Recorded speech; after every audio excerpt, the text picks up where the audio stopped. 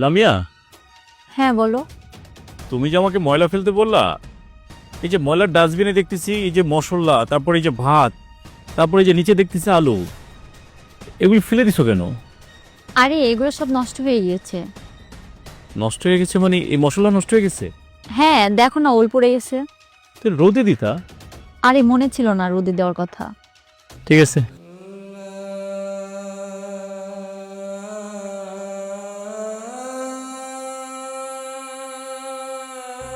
ইস, কতগুলো চল ফেলে দিছে। চাউল দিতে যে এতগুলো চল ফেলে দিবে? আল্লাহ।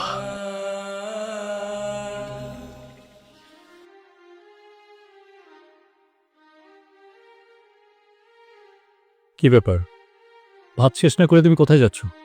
খাবারটা খেতে পারছি না, ফেলে দিতে যাচ্ছি। এতগুলো ভাত তরকারি তুমি ফেলে দিবে? খাইতে না পারলে কি করব, ফেলে দিব না? তো তুমি খেতে পারবা না, এতগুলো নিছো কেন? আরে তখন তো ভাবছি খেতে পারবো, কিন্তু এখন খেতে পারছি না। দুটা কথা বলবো তোমার সাথে, বসো এখানে। আমার জান আপনি? হ্যাঁ, গত পরশুদিন ময়লার ডাস্টবিনের মধ্যে যেয়ে দেখি কতগুলো ধনিয়ার গুঁড়া, তারপর আরো ময় মশলা, ভাত, এগুলি সব তুমি ফেলে দিচ্ছ। কি বললা?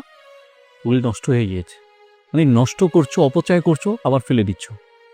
তুমি কি ঘরের লক্ষ্মী না অলক্ষ্মী? এসব তুমি কি বলছো? ঠিকই বলছি, অপচয়কারী শয়তানের বন্ধু। আমি খেয়াল করছি তুমি যেভাবে অপচয় করছো, এইভাবেই সংসারে কখনো আয় উন্নতি হবে না।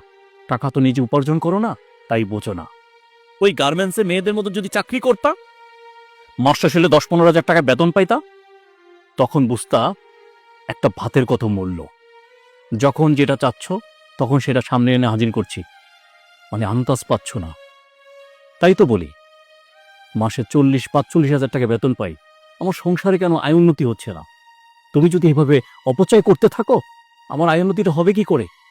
একটা নারী পারে একটা সংসারকে সুন্দর করে গুছিয়ে উন্নত করতে, আর একটা নারী পারে একটা সংসারকে ডুবিয়ে দিতে।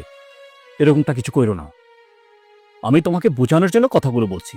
কথাগুলো যদি তিতাও হয়ে থাকে, তারপরও মিষ্টি। কথাগুলো মাথায় ভালো করে ঢুকিয়ে রাখবা। একটা ভাতও নষ্ট করবা না। সবগুলো ভাত আমার সামনে বসে এখন খাবা। তাতে যদি তুমি অসুস্থ হয়ে পড়ো, তাতে যদি তোমার শিক্ষা হয়। আমি আর এভাবে অপচয় করব না, হিসাব করে চলবো। মাথায় থাকে।